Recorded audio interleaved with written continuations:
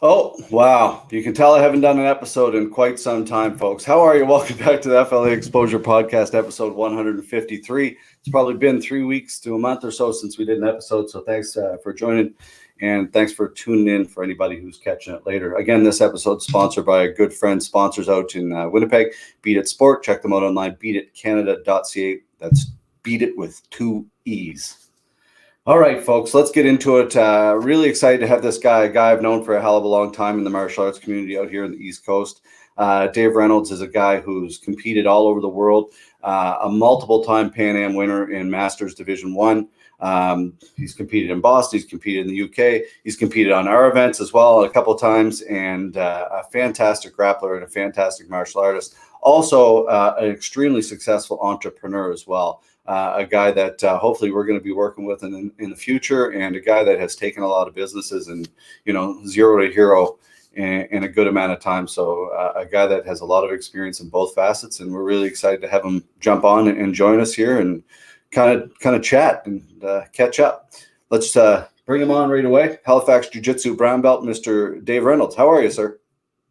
Very good. I think every time I get on a Zoom, I feel like I need to wave. But it's great to see you, brother. Happy to be on, and super excited. Holy smokes, 153 episodes! Like, good for you guys. That's amazing. You know what? Thank you, man. And it's actually been it's one of those things. Like sometimes the program works, sometimes the program doesn't work, and sometimes I work. Sometimes to put together them all, it's a little bit of work, but it's a hell of a lot of fun for sure. How you been?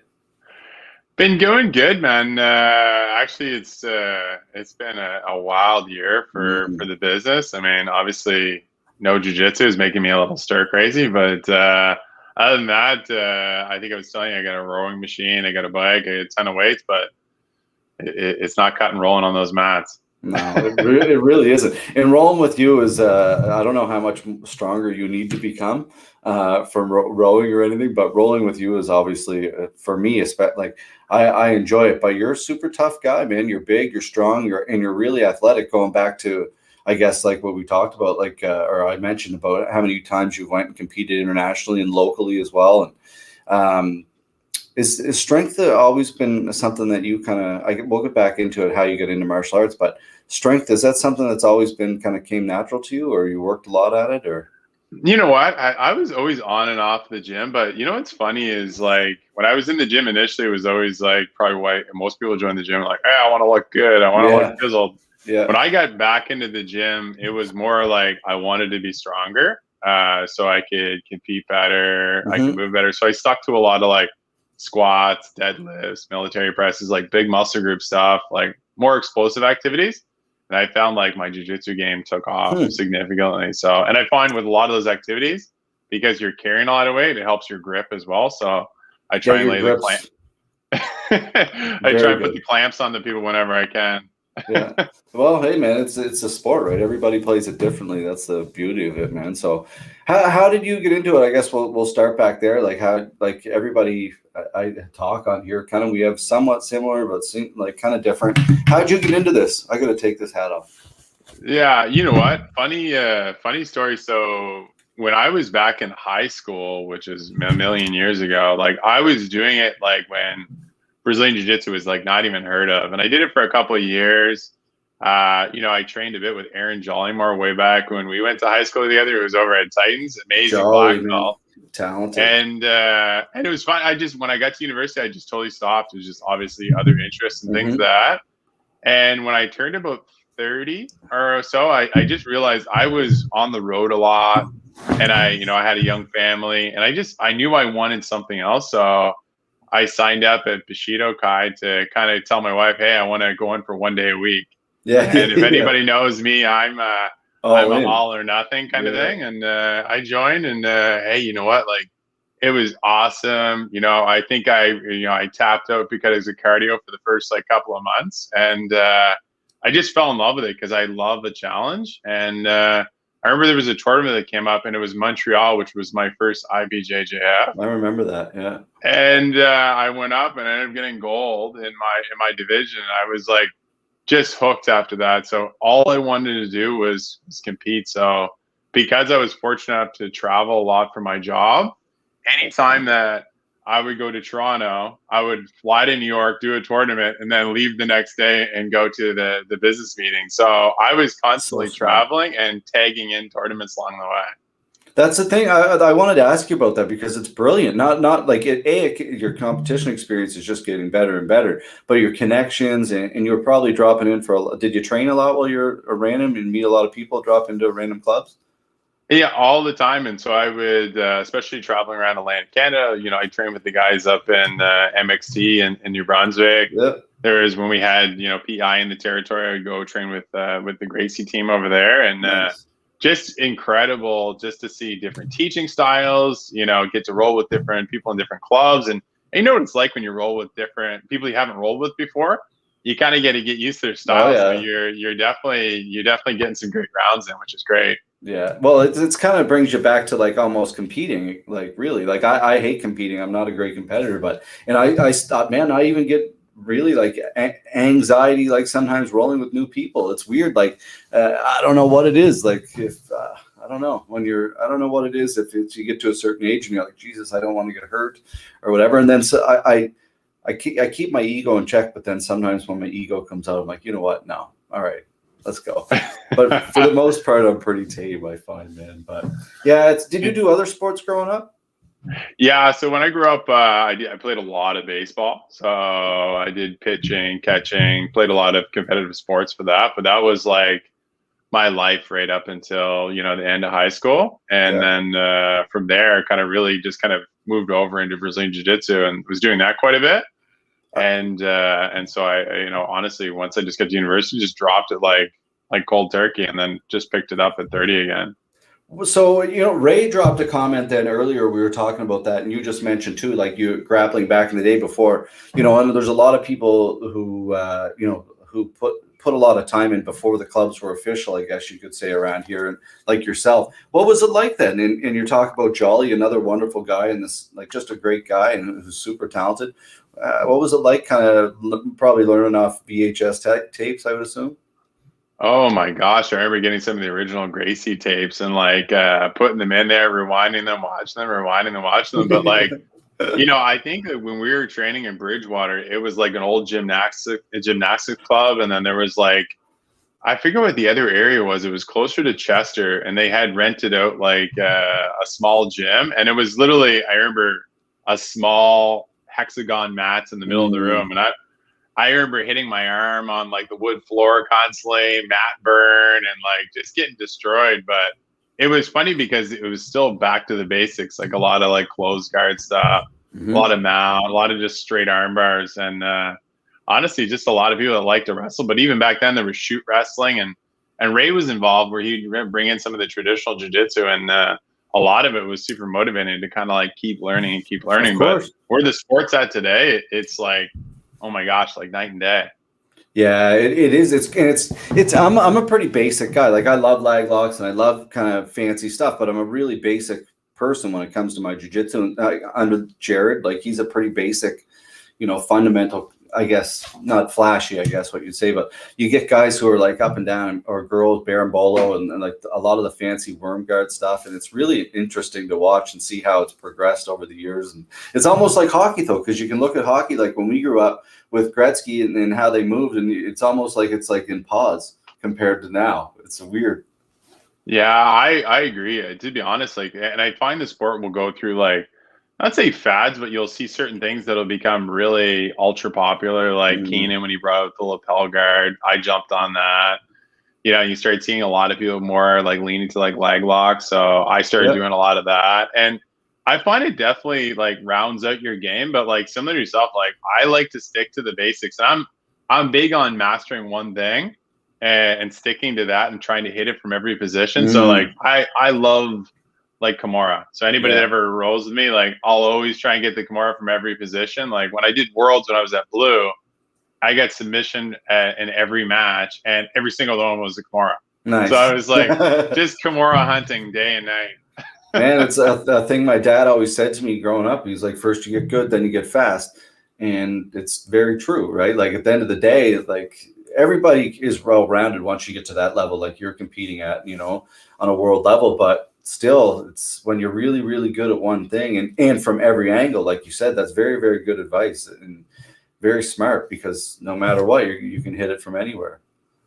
Everybody wants those flashy moves because they look good, but I tell you, once you're in the competition, I'd rather have one of those things that are just programmed in, that I know how to hit from every angle, versus trying to figure something out from all different angles. Yeah, the thing is, the body moves at all times in a different way. If you can focus on your fundamentals and where you're going to hit it, as opposed to hopefully this person ends up in that position, like, it's like a lottery, really. But I want to ask you about the Ruminate group and your business, and if that's okay, and kind of talk a little bit about that, because you're super successful with it. You've always kind of been a guy that is very motivating for me, and I would love to just kind of chat about it and how you kind of get into it, and yeah. Yeah, no, I really appreciate that. And, I always love kind of sharing that stuff back and forth. And it's actually a funny story so there's two businesses I used to run. I remember when I was in university, I had this product. We designed it. I brought it to one of my entrepreneurship classes. Everybody really enjoyed it. It was a product called Quick Snap, which, ended up getting selling like all over the world for the footwear industry. And it was funny. We ended up going on the TV show The Dragon's Den on season 3, and it was really cool. It was an amazing experience, and to be honest, we got accepted to go on the show before we even auditioned. So we just submitted an application, and I never watched the show. Never watched the show. So leading up to it, we had already had venture cap invest already, and we went on the show with the intention of getting no's, and ended up getting yeses, which we weren't even prepared for. And so it was a fun experience, but it was funny. Probably about 8 months after that, I sold my shares with that, moved on, and ended up working for a telecommunications company for almost a decade, and an amazing opportunity because I got the chance to, lead, hire, train like a group of 80 to 100 people with a lot of amazing leaders. And it got to a point where I was traveling a lot and I was really fortunate, but I really felt like I was bottlenecked. There was a part of the job that I loved, and that was the coaching and running some of the actual meetings, so more of the facilitation side. So it was funny. So Jack Cameron's a really good friend of mine, and I ended up running into him at a hockey game. I think I had him over into one of the boxes at the Metro Center there, when they called it the Metro Center. And I ended up started doing some consulting with him because he said, "Hey, would you come in and do some work with me?" And started doing some work with him. He had some great success, and I started working with Premier Mortgage, which was an amazing opportunity to get started out. So I always wanted to consult, and I kind of fell backwards into it, and really great to have people like Jack in my life that I got to start there with that, and then ran into somebody over coffee and got to work with McGinnis Cooper for a while. So McGinnis Cooper is one of the biggest law firms in Canada, and so I got to come in and work with some of their associates. Wow. And I was kind of doing that for a while I was working in the telecommunications business. So I'm kind of doing both lives for almost 2 years. And I got to the point where I'm like, you know what? I've got to jump out and do this. So I ended up running into getting a major contract through my company with the company in New Brunswick. So picture this. It's February 2020, and I just signed this contract. I leave a job I've been in for 10 years, getting paid amazing money, very secure. And this opportunity was huge. I take my wife, my kids, and my parents down south in March 2020. And I literally left on March the 10th. And we were there, and midway through it, it was like pandemic. And so we came back and we're like, oh my gosh, I'm going to end up losing my biggest client. And they were like, you know what? No, it was all good. But we worked together for a bit, and then it just didn't make sense. So as of June last year, I branched out on just working through all different industries. I had an amazing client in New Brunswick that I branched off with as well. But now we've been in pharma, we've been in food, we've been in banking, we've been in fintech, media, you name it. So we've been working with national clients, some international clients, and it's been an amazing journey. And I'm just so grateful to have such amazing clients. But what we do is we work on a lot of sales strategy, a lot of business development, but we do a lot of learning and development programs that are customized to organizations. But our saying is always we take companies from where they are to where they want to go, and we build the steps in between. A lot of companies are out there in the consulting space they'll give you the toolbox, and they're truly amazing toolboxes. But if you give somebody the toolbox and they don't know how to utilize it, it doesn't always, see the best value. So our goal is we can design it, but we have to be there to implement it. So we partner with a lot of organizations to make sure that everything we design, everything we put together gets put into the market and they see the most success. So their goal becomes our goal. Their success Very becomes our smart. success. So we really partner on that. And that's something we really hold true to our value system. So we would be more apt to say no to the toolbox and more to the partnership.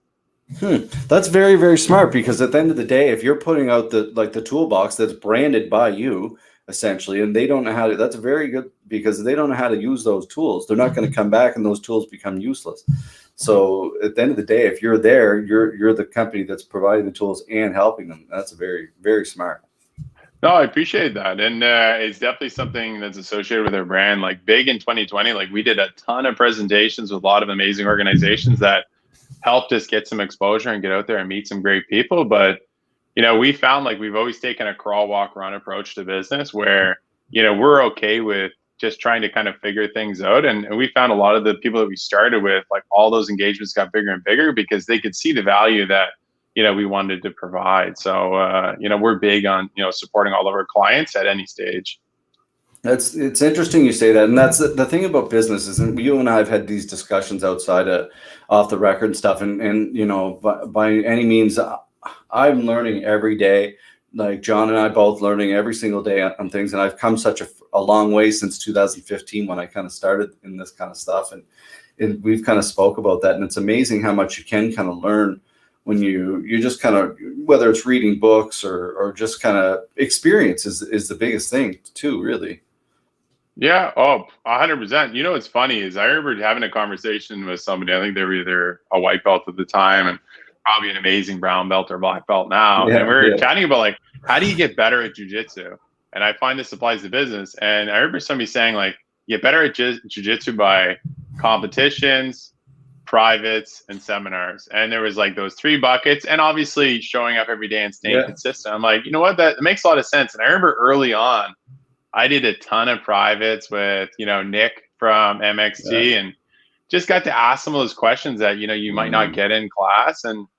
But the beauty with competition is like, it gets to kind of put you in the pressure cooker and you get to kind of test out what you've taken in. And that's the application stage. Right. And seminars are like that next level of knowledge that you just get to seize from, like, Lucas Lepre when he was down, like he's incredible. I was pissed. Like I didn't make that one. I had to work. I was not impressed, but I will get there next time he comes down. But you're right, man. Like that's one thing. I haven't competed a ton, like maybe 10 times in my whole life, and not a lot. And I don't enjoy it. But that's one thing I said to Jared once I got my black belt. I was like, I got to compete more. And of course, COVID is here, but after that, I want to get in on one of these Kumite events at some point. I want to, kind of put myself, like you say, it's the application process of what's the point, it's what's the real point? Like, because I look at this, it's, you can say like, oh, I'd fuck him up or whatever, but man, like I always say this to a lot of people like who say that kind of stuff. I'm like, you have no idea what you're talking about. Like no idea. Like if you have a guy like your size, for example, but how big are you, Dave? Like 6'4", about 230. Yeah, like you're a big dude and you're athletic and you know what you're doing. But even get a guy like yourself who's that size and doesn't know what he's doing. He's still a huge, big athletic guy. Yeah. So, man, there's limits on everything, I think, and no one, I don't know. I know exactly. And it's funny, even if you get athletic people that at some point are still good at grappling, it's funny, even if you take some of the judo people, you take some of the high level wrestlers, like just switching sports and going through like a different rhythm for cardio, I found has been a game changer. And I'm sure if we went over and did their sport, like same thing, like it's a totally different, it's like you're doing a different dance, right? Like, man, I feel like that when I put the gi on now. Yeah. Oh, 100%. Get guys like you gripping me, and I'm just like, oh my god, like this. But it's a different thing altogether. It's been so long since I've kind of put time into a gi, but I'd like to kind of focus on that again once this kind of foolishness gets all over. Kind of just doing techniques and drills and kind of starting at basic things again. I hear you. And I found like with the pandemic and everything that was going on, like I'm a very routine guy. Like I like to like program my routine and like in doing Yeah. certain things because we do that with business. But I just found like when things shut down and they started up and they shut down and they started up, like it was hard for me to like reprogram. So I couldn't put in as much time and I probably could have, but it was hard for me to navigate my schedule. And Yeah. part of what we do with businesses is we do this thing called the FIT model, and it's called frequency, intensity, and technique. And so we apply that to business, like how often you're doing something, how much you're putting in, so how much you're investing, and then what's the technique you're trying to evolve. And I'm thinking, like, as I'm talking to you, I'm like, holy crap, like that fits to jiu-jitsu. I'm like, the guys that keep showing up more often are going to get more return. And the people that put the intensity on the mats are going to see the return. And the people that are always looking to evolve their technique versus stay in the same area, you know, that's really the evolution model. And geez, at Halifax BJJ, like I've seen so many guys, even just in the year of being not as consistent on the mats, being like, holy smokes, these guys are killers. Yeah, it's interesting, man. Like I notice that a lot. Like when I go in there or other gyms, like you know, I don't know. I'm a little bit timid when I go into a gym. I'm never obviously going full balls to the wall as if I would go enroll with my coach or people that I've trained with for 10 years. For some reason, I never kind of let that go. But it's amazing when you go into other gyms and you see how far the sport has come, and you get people who are blue belts and just like really good, like kind of taking you and double legging you in a proper way, or like it's just like I think of like a kid like Evan McIsaac is who I'm thinking of, like at Halifax Jiu-Jitsu. Like just the sport has come a long way, and it's cool because I like the fact that like wrestling, jiu-jitsu, judo, it's all kind of not all become one. And I don't want to, I'm sure I'm going to get some hate from that, but it's at the end of the day, it's like Ray always said, it's submission grappling. And in my opinion, in jiu-jitsu, anyway, that's a whole other kind of discussion, I guess we're getting into. But but I love the commitment that you see from some of these people that, like, you know, really dedicate that part of their life to jiu-jitsu, and like I admire that because I'm an all-in kind of guy. Yeah. And geez, like when I was at Marcella's in New York, like you know, and Joel and Josh and Christine and Jared and everybody, I think we like 10 people stayed in a hotel room.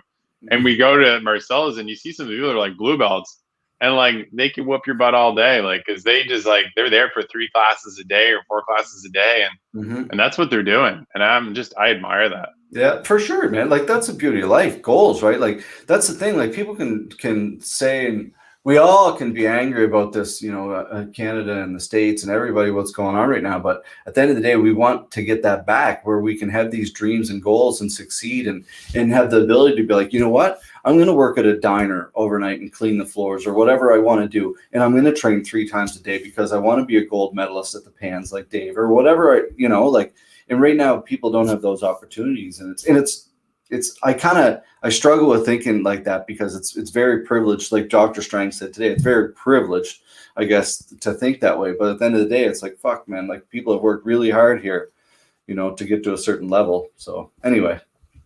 Yeah, I believe we'll get there. You know, geez, we had a client that we just signed up the other day to do an export trade mission. And we're realistically going to go, or at least we're planning to go to UK in March. And I think you and I were chatting about that. And we've got another one that we're optimistically planning to go to Boston in the fall to do some business down there. So I've got my fingers crossed, man. And, you know, I think if we do everything we can to keep everybody healthy and follow the guidelines and keep everybody sane, I think we'll be good. But like, there's definitely like another pandemic that's out there where people are just like, you're getting a little shack wacky, and you just got to kind of find your ways to like do your workout, stay focused. But it definitely feels like we're living in a box. It really does. But at the end of the day, it feels that way. But we also still have so many freedoms. Do you know, like you can get in your car and go for a drive. Like how many people in this world don't even have a car? We can just get in a car and go get a coffee, if you put it that way, right? So, yeah, it's crazy, man. But at the end of the day, we have to be hopeful, and that's the way it's going to be. And I'm with you. I really believe that July 1st, this bubble's going to open, and I think we're kind of going to get back to hopefully some sort of reality. Oh, 100%. I was using an analogy the other day. We were talking to a fintech client, and I was trying to use the analogy. I said, hey, any forest fire, no matter how devastating it is, what happens afterwards? And then they were like, wow, Like, I Yeah. don't know. And I said, well, think about it. What happens? What grows afterwards? And they're like, well, it actually enriches the soil and it ends up growing back typically stronger than before. And that's my hope for everything is that, hey, you know what? This might feel like a forest fire right now, but I believe that, things will come back stronger as long as we stay focused and stay connected with each other. Actually a very good analogy, man. That's because it's very true. The fire always goes out too, usually. Yeah, So 100%. The fire always goes out. The fire can't stay burning forever. It's just at some point it's going to go out, and then you know what? It comes back. the cycle of life, man. Where's your place that you've traveled? You mentioned the UK. I know you've traveled all over the place. We spoke about it a lot. Where's somewhere you've trained and that's really kind of made an impact on you? But Marcelo's for sure. Mhm. Like I think Marcelo's for sure is it was really cool just to kind of be in there. But like I don't know, I feel like I'd be a little bit biased. Like I switched clubs, a couple of years back. Mhm. Because when I first kind of started my competition, like I connected really well with Joel Jacquard, like which he's such an amazing guy Mhm. and my coach and Christine and Josh and Joel and like everybody along that. So I said, hey, you know what? I just got to get over and get some of this Halifax BJJ action. And when I switched over, I was like, oh my gosh, man! Like it's not about belts. It's not about any of that stuff. It's just such a good culture. And I actually remember putting a post in the group and I said, hey. Like I look and see organizations that put millions of dollars to get the culture that Mhm. they've got at Halifax BJJ, and I You know I'm an see it. advocate because I'm a member, but like, man, great coaching staff, Mhm. great communication, great accountability, and just great like overall synergy there. And Yeah. I just, I find it hard to find that anywhere else. And I love the Halifax BJJ club, and I really Nice. admire what they do.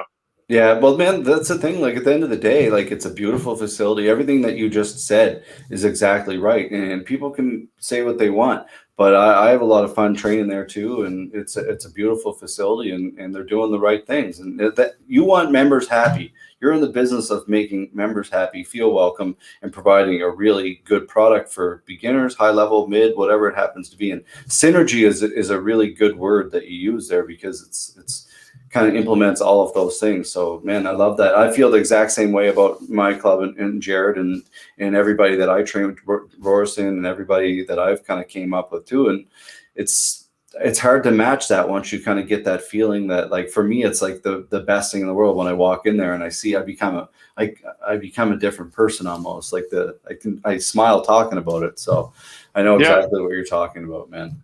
totally. Feels like family, man, and it should always feel like that, right? Like you shouldn't feel bad going in there, or you shouldn't feel any kind of like, issues. Like I remember like you show up late, it's like, man, better to show up late than not show up at all. Like, Yeah. jump on the mats, man. Don't worry about it. Like it's all good. Like and just getting good rolls in, right? Like Man, I showed nobody's up trying to to kill each other there. Marcelo's one. The first time I ever showed up there, I only went twice, maybe twice. I think I went to Marcelo's, and the second time I went, Joel and Christine were already in there training, and I showed up late because I was there for work. It was like 10 minutes late, and I was kind of sitting there, and Scott was sitting at the desk, and I was like, oh, and finally he was like, we kind of got talking. He's like, no, man, just go. And I'm like bowing to Marcelo, and he's like, didn't even pay attention. He's like, man, whatever, like just do your drills. Didn't even care in the least. And I was like, wow, I love this guy.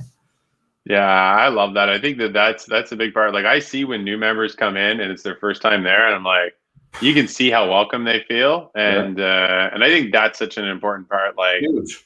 you think about first impressions, and like for me, like especially when you work with organizations and new employees are getting onboarded, like they're going to decide in the first 90 days if they're gonna stay. And a lot of times with jiu-jitsu, it's a tough sport. Like you almost have to remind those people that just started saying, hey, you might feel exhausted, you might feel frustrated, you might be used to being like the dominating person, but like work your way up, right? Stay focused. I've seen Yeah. some people that have gone from the whites to blues to purples, and like holy smokes, like the focus that they've got is amazing.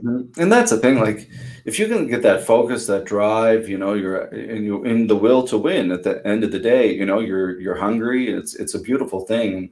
I exactly like you said, influences. I think all the time about like Jared, first and foremost, Dan Vanderlands and Kitson, Jared, Boris, and all those four guys that kind of I started training with.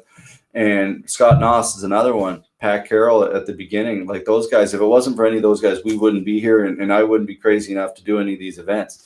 So at the end of the day, you got to be nice to people, man, because it makes it. I'm a big proponent of that. Like, be kind. Make sure. Hey, how you doing? Welcome people, and Yeah.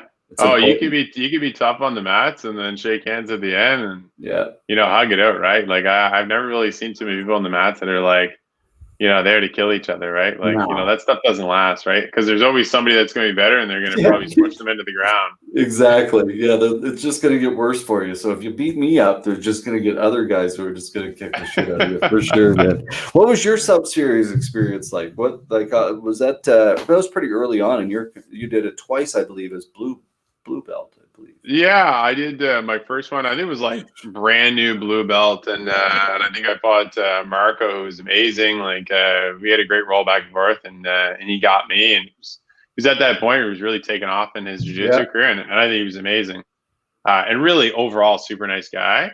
And then I fought, oh my gosh, the gentleman from your club, very very big, strong guy. Travis, that's right. Yeah. Travis, and again, super nice guy, and we had a good roll back and forth.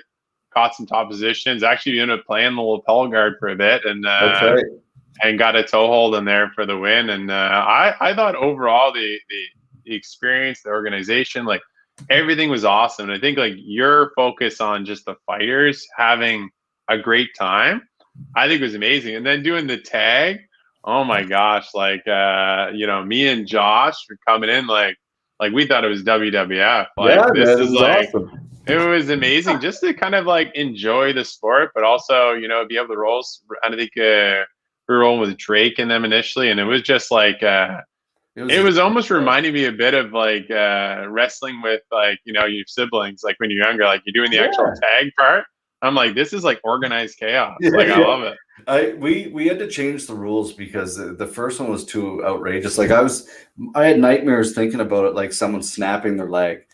Like someone tagging and then falling on someone's leg. And I was just like, how we got away with it the first time without anyone getting hurt? We got to change it. And then we did it the second time. And I agree, man. I thought it's like well said, like you said, it's to enjoy the sport. Like to me, that's what it's about. Like I love being around those days, those tournament days, whether it's us or someone else doing a tournament. I love being around the community and just around people who love similar things. And I thought that was a ton of fun, man. People didn't like it. Some people hated it though. Competitive people, you know what? They it's did to not each like his own, right? Well, I remember when we were Drake and the other guy, I forget his name, but we were rolling around, and I'm like so focused on trying to get a tap, like somebody's gonna end up pulling my foot off. Like I was like, holy smokes, I need to focus on my limbs here, like not the tap. But it actually exhausted you trying to get in and out, in and out, in and out. That I was like, it's not like sticking in transition positions, like. So it was tough, man, and there was nothing easy about it. And then when things got to OT, it was like, who had the best stand-up game, right? I personally loved it. I agree because I compete. That's right. I competed in that with Liam on a team, and that's I like the boxing out was a really kind of hard thing because you're boxing out your opponent. But I would love to do it again. I think it would be something fun to do again. But Chael does his kind of version of tag team and submission underground, but I don't think it's as good in a cage. It just doesn't sell it.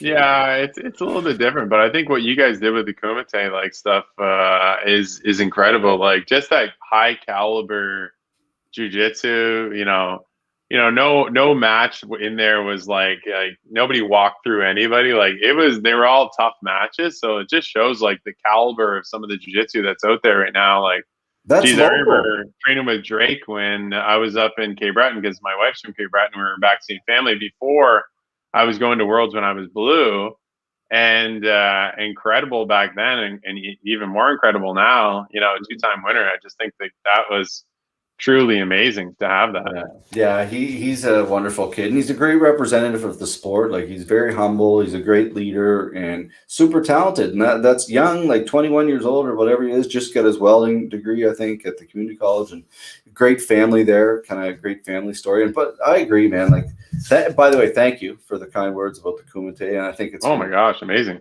a lot of, how many years now? I think this like 30 events now we've done that we finally we're getting there to the point where we're, our productions, money is always a thing that, we would love to be the UFC, but at the end of the day, we got to be smart with how we grow, and we have a plan.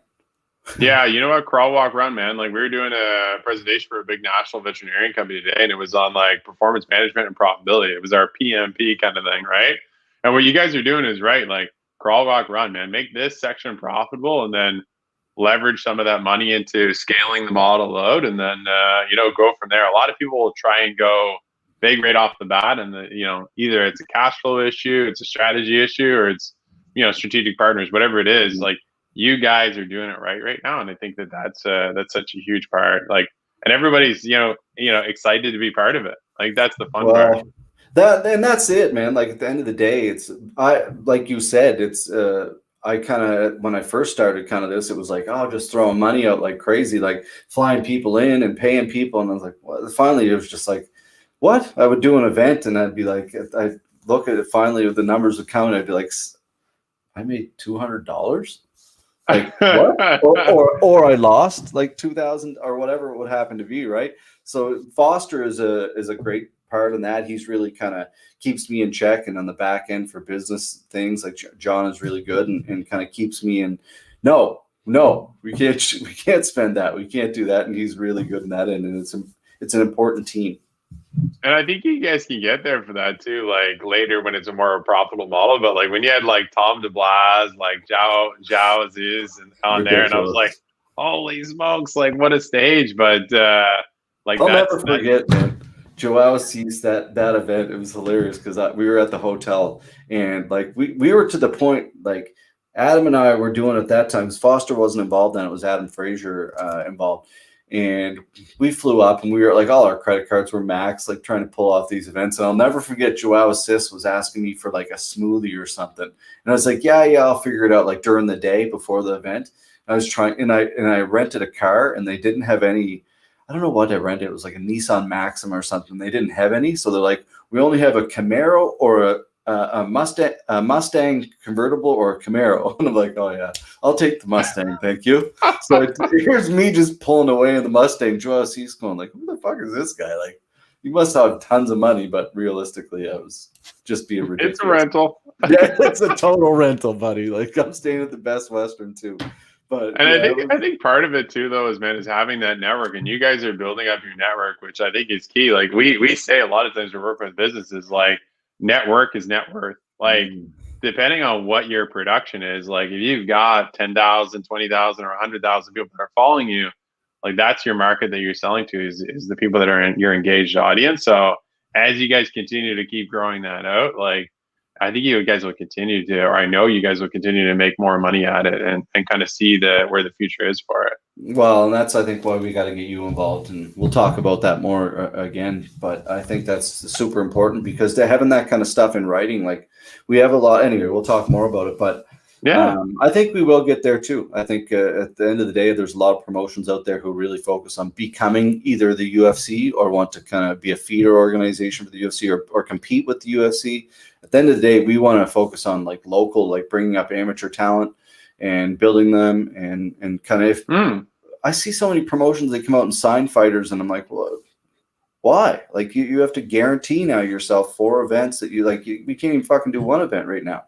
So like how you? So it's, to me, it's like, I don't know. It's like you say, crawl, walk, run.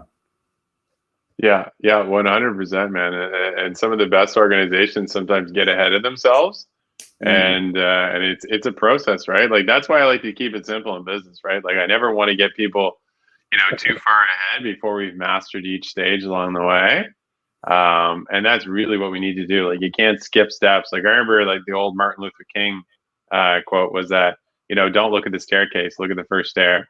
And the cool part about that quote is like, get the first stair down pat, then the second stair is that much closer. And then when you get to the third stair, then eventually you're halfway up there, and it doesn't look like such a feat. But, when you look at that whole area that you want to accomplish, like that's why we try and break things down is from that quote, right? From where they are to where they want to go, getting those steps in between. Like that's the critical part. And that could really be your jiu-jitsu journey too, for a lot of people starting out. Like it's like, man, show up for your first week, show up for your first month, be there for a year, like start hitting some of those milestones, right? It's very well said. And I kind of often, I was saying this to Chelsea today about like the virus that we're dealing with here. I don't understand why the government hasn't taken more of an approach like that.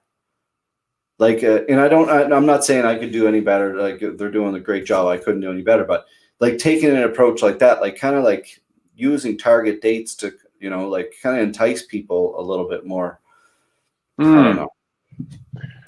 You almost wonder if it would get their hopes up or what it would be, but I think the updates are great every day, like it's just nice to kind of give some hopeful insight. But like going out and doing the testing, I think is essential. Like I had done it for a while, and then I did a couple of the tests, and initially I was like, okay, cool, just out of no symptoms, but I'm just gonna go do it because they're wanting to get everybody out. Oh my gosh.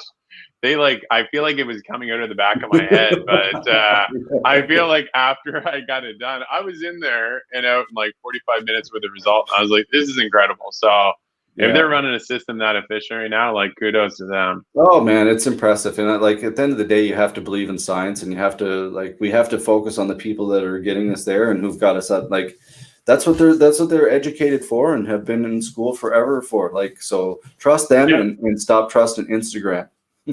Oh man, I'm telling you, but the people there were like amazing, high spirited, like really kind of like inviting. Like I was like, holy smokes, like what an area to a lot of them are nursing students. Like what an area to kind of like sharpen your teeth on. It's kind of getting into the middle of a pandemic, right? So true enough. Yeah, you think like a lot of those nurses, hopefully they're still around in 30 years working in that industry and with their experience, and then they think back, they're like, I remember in 2021 when we went through this, and 100%. We'll be telling that story. You know what I mean? Like I said that to a business organization. I said, hey, what does the future look like when you have to tell this story to somebody that never went through it?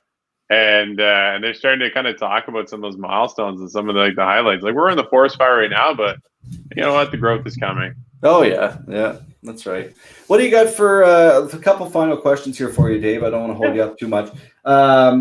For mentors for you, like people, I know you mentioned Jack. Jack's been very, very good to people in the combat sports scene here. He's been very good to our business as well. Other people outside Jack or Jack himself, people that have kind of influenced you along the way, both in business and in sport?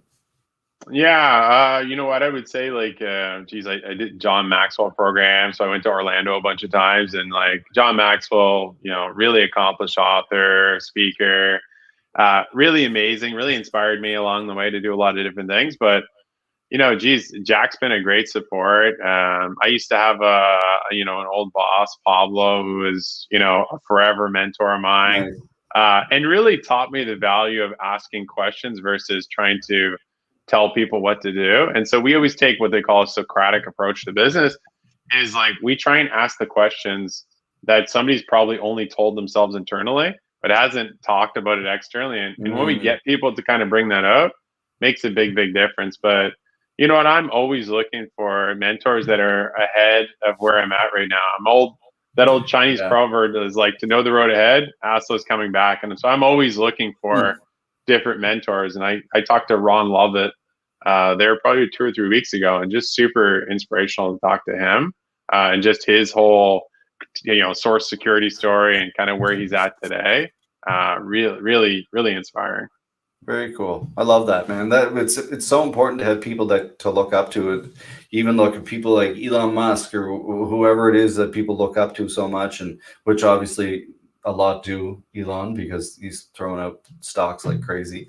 But people like him, like, I don't know, it's everybody kind of looks up to somebody. So, and I love seeing people like yourself or well, I guess I can't compare you to Elon Musk, but people like Elon has people that he looks up to too. You know what I mean? So it's a circle, man. That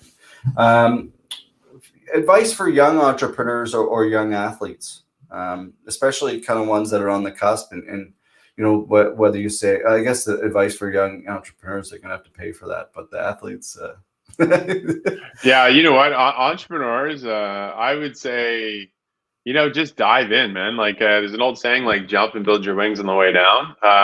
You know what? Focus on your passion, not perfection. Find out something that you're good at, something that you feel you could be the best at, and something you can make money at. Like, you can't chase something that you're not going to make any money at. But like, find somebody that can be a mentor, somebody that can help support you. Like, I had a mentor, still a mentor, Peter Mummercat, or Dr. Mummercat. He's a professor at Mount St. Vincent University. And he was always a mentor to me. Like, find somebody that can help guide you that way, because that can be a really rough road, or it can be, a pretty smooth path with the right direction. So surround yourself with great people and have a clear direction of where you want to go. And then young athletes, man, go back to that frequency, intensity, and technique. Like, what you're going to get out is what you put in is what you're going to get out. So the amount of times you show up, the intensity that you put in on the mats, and the techniques that you're willing to learn, like, and always believing that you can be better, I think is the key. Like, you see a lot of people that get to a point where they feel like they've, peaked. Yeah. It's just endless, man. And there's an old saying that I love that it says, good, better, best.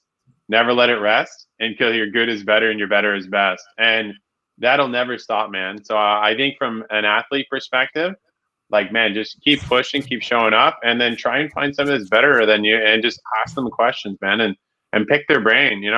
When you get whooped, ask them, of course, questions on like, why, like, how can I get out of that position? Like, and try and provide that back down to people, below you as well. Yeah, I love that, man. That's great advice from a guy who's kind of competed on the world level, local level, in a lot of different places, and put a lot of time in the sport. And I couldn't agree more, man. Test yourself and don't be scared. I hear it a lot too, like I've been guilty of it myself back in the purple belt days. Like, when I was struggling with my neck a little bit, I'd avoid really I would avoid big people because my neck was so busted. I was like, oh man. But now it's whatever. I'm back and I'm good now, and I love those hard rolls. But I'm amazed sometimes, because I hear from like big guys who are like, oh man, like certain people won't roll with me, and I'm like, I don't, like, just get on that amusement park ride and go for a ride, man, and see if tap. You know what I mean? If it's that bad, tap. But at the end of the day, like, you're gonna learn a lot taking your lickings. Oh man, you know who picks on me the most at Halifax BJJ? It was like one of my favorite training partners is Jocelyn Fireball. Yeah, like she's like I don't even know how much she weighs, but she's always whooping my butt, and like, she's keen to roll with me, and I think I've got probably at least like 150 pounds on her. Yeah, good for her. She's like again, like, you think about a kid like that, and when she's 21, she like 22, she'll probably be a black belt or whatever it is, and if she continues on her path, and I don't know how that'll work, but she's going to be very successful in the sport and have all that in her back pocket at such a young age. It's really cool to see. Oh man, I'm telling you, like, Christine does an amazing job. Joel, Josh, Carlos, like, everybody that's on that whole coaching staff, like, amazing ladies there, amazing guys. Like, everybody's just like, on the come up there. It's wicked. It's awesome, man. That's it. Hopefully it just keeps going better and better for them and everybody else that owns a club out there. I'm a big believer in that, man, as I've always kind of, come together, work together, and better together. So it's very important, man. All right, buddy. Well, I won't take up any more of your time. Any final thoughts you want to give out here? I know I rambled on a little bit, but it's been a month. Oh my gosh, no, man. Like, love being on, love the opportunity, love what you're doing, and always love seeing you guys when you guys come over to Halifax BJJ, and hopefully there's a time where we can kind of get all together and do that again. And all I'd say is, like, anybody that likes the business stuff, like, you can check us out on LinkedIn, like on the Ruminate group. Like, we kind of post there every day if we can, just to try and put out some inspiration or make some people laugh. I think we had like a post on there today. There's a couple of books balanced on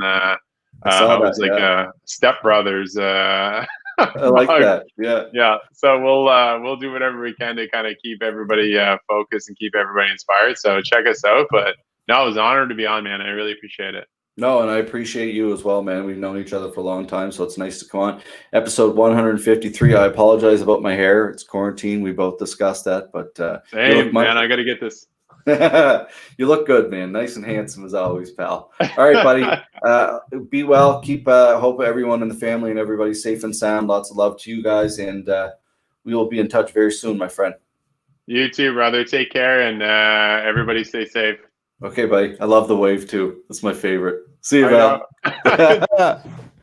Dave Reynolds, everybody, a wonderful guy. Get in touch with him. The Rumin 8 group. I'll make a little post on Instagram as well. You can reach out to his business and check him out. But he's a super great guy and very talented athlete and also consultant. So reach out, get in touch with him, and be more like Dave. All right, everybody, be kind, be good to one another, compete hard. And we will see you soon. We're out of here. I think soon. Bye.